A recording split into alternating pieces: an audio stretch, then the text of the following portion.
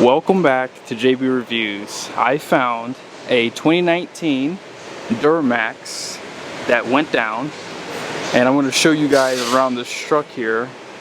If you do live in the area in Utah, you got to ask for Brian here at Jerry Signer if you want to get any major work done. He's a master tech, and every time I come here, he's always doing a big job. I mean, you guys can see pretty much everything laid out here.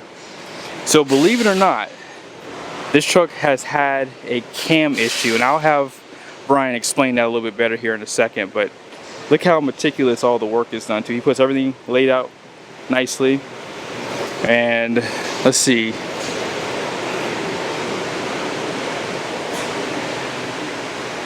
Yeah. So 92,000 miles, as I said, and you guys can pretty much tell this is the cam that I believe went out here. It looks pretty solid too. And then check out that combustion as well.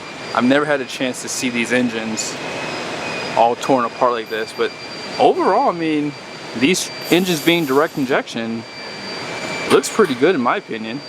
And of course, you have to check out the intake. But yeah, that looks pretty good. I mean, all the emissions is intact as well. You see the up pipes back there, down pipe. But yeah, I mean, I'm actually really shocked at how good this looks. Even the turbo looks great as well. And I would say that for a 2019, this is really low miles too.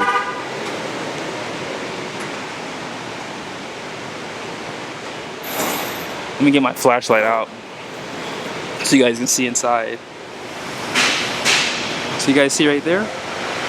That's not too bad. I mean, I would definitely want to get all that cleaned out since it's all out of the truck here.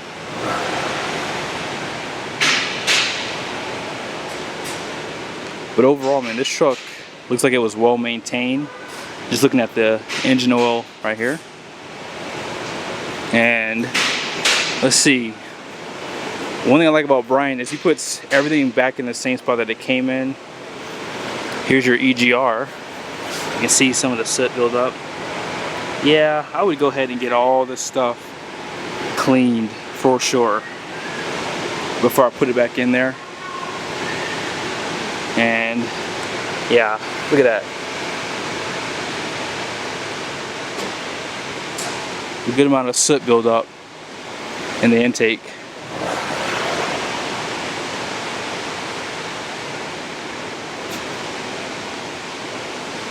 Look who it is, guys. We got Brian back on the channel. If you need any major work done, this is your guy right here. Yep. So Brian, what happened to this truck? His lifter went out. You can see there. I mean, it just completely flat spotted it. And then ground down the cam. Wow. Cylinder 7 exhaust. So it was not allowing the exhaust gases to go out the exhaust valve because it wasn't opening. So it was just blowing back into the intake. Oh, I see. So it was sitting here, it came in just but yep. Is that a solid cam too, or? Yeah. Okay. Yeah, I mean, it has like journals for the oil there. But and then all of the oiling for it comes from galley passages in the block, and then it just goes through your cam bearings and lubricates your cam. Got you. Now, I mean, that actually looks pretty good for 92,000 miles. Yeah. Yeah. Other than the one that died. But yeah, I mean, what would you say about the combustion on this too? Like, this looks, I mean, for a diesel, I mean, I'm actually shocked. I would like to know where he gets his oil from because it looks really good. Yeah. Especially for 92,000 miles. I mean, the diesels, I mean, it's all iron block. True. So you're not going to get the same amount of wear as like an aluminum block, LED7 or any of that stuff. Yeah. I know that Ford uses aluminum heads, but they these are aluminum heads as well. Okay, yeah. Then they use compacted graphite iron for the block, and I think Ram just went back to cast iron, because that's what you guys use too for the block as well. Yeah. So that's just more durable, you say, overall. Now, have you ever had any other cam and lifter failures in this shop? This is the first one that we've had in the shop. I've seen or I've heard stories of people having them. Okay. But yeah, this is the first one that we've had anyone in the shop has had. Wow. So. That's crazy. And like I said, well-maintained engine, and just one bad. Do you have any other lifters we can show just to give an example? Yeah. These are the rest of them in there. I mean, it's just. I mean, it looks good. It looks really. I mean, that's what I'm saying. Like, there's like really no like brand straight, new, like lines in it or nothing. So and this is the cylinder head. Cylinder head right here. The passenger side. Okay. Yeah. Wow. Yeah, that's crazy, dude. Any recommendations, like to try to? I mean, there's really no way you can avoid this. No. And this is out of factory warranty too, right? Yep. Holy smokes. Yeah, because it's a 19. Yeah. But yeah, I mean this is the first one, so obviously it's not a common problem. Yeah. And it looks like a well-maintained truck. Yeah. Just look at the draw. Yeah, it's got one bad lifter in there. We've seen broken cranks before. Uh-huh. That's more of a common problem. Broken cranks? Mm-hmm. Where's it? Do you have that out or no? No, this one didn't break a crank. Okay. Just, we've had some of them do that if you try to push too much power on a stock engine. I see. Gotcha. I don't like it. Yeah, so don't, in other words, you're just saying don't tune your engine. Well, you can tune it, just don't go crazy on a stock engine. Yeah. You know, there's people, I don't know, the 1,000 foot-pounds of torque is like the big thing that everybody's shooting for. You know, now they've surpassed it. Like, honestly, what do you need 1,000 foot-pounds of torque for? Yeah. It's just to say that you have 1,000 foot-pounds of torque. Oh, absolutely. It's just bragging rights. Absolutely. You don't need that. I mean, it's just. Like, people are going, they're going 1,500 foot-pounds of torque. It's like, yeah. At some point, a stock engine's just gonna give out. Yeah. That makes sense. That makes sense. Yeah, man, I appreciate you doing this, man. Like, this is, I always learn something extra every time. But, and you don't recommend, I mean, you're saying that even if you did like a cleaning for like the EGR, it's not really worth it? Yeah, I mean, we don't even offer it. Yeah. But I mean, I know that, I think it's Fast came out with like that EGR filter. Yes. Uh-huh. Do you recommend that? I haven't looked into it enough to say whether I recommend it or not. Okay. But I get a lot of questions on it, personally. I haven't, like I said, I haven't seen enough to say anything on it. So I'm gonna keep my mouth shut. Yeah, people ask. I know that it exists. Right. Well, people ask me, and I'm like, I don't really know either because I've never. Yeah. I don't know anyone that has one to do a teardown and see if it does make a difference. And you'd almost have to add it on there at the very beginning of ownership. Exactly. Just to know if. Add it at 0 miles. And take it off at 50,000 or whatever. There you go. Exactly. Is and see what the actual difference is. Yeah. But I mean, I would imagine that it's similar to like a DPF. You know, it's another restriction. Yeah, see, For airflow, I mean, obviously you're keeping some soot out of the engine, but I'm sure that it's not 100% of the soot. Right, because it's not heating it, and like, you know, that's what I'm saying. I don't know. Like you said, I don't want to knock on it until maybe we have someone who can give us some data on it. But yeah, maybe it's great. Yeah. But I don't know. Yeah. No, dude, I appreciate this, dude. Like, this is awesome. Yeah, 2019, 92,000 miles. Yep. Hopefully they had extended warranty, maybe. They did. Oh, okay, there you go. See, they're nice. So they're covered. See, so sometimes the extended warranty does pay. Yep. And in this case, I mean, how many hours were you in on this, USA? I think we quoted it at 41. 41 hours, okay. Yep. Okay. 41 hours. So, and what is it, $205 an hour? Yep. Labor? So you're, what, $8 grand labor? Sheesh! Yeah, guys. Not including this box of parts? Not including the parts either, so. Oh, yeah, so okay, so they have new gaskets I see there. Yep. We've got head gaskets, we've got a new PCV. Oh, you got a new CCV? Yep. Okay. And then obviously this is the box for the cam. We got new lifters, head gaskets. All new lifters? Manifold gaskets. Yep. What? Lifters and warranty pay for that? Yep. Oh, wow. Extended warranty. That is actually not that bad.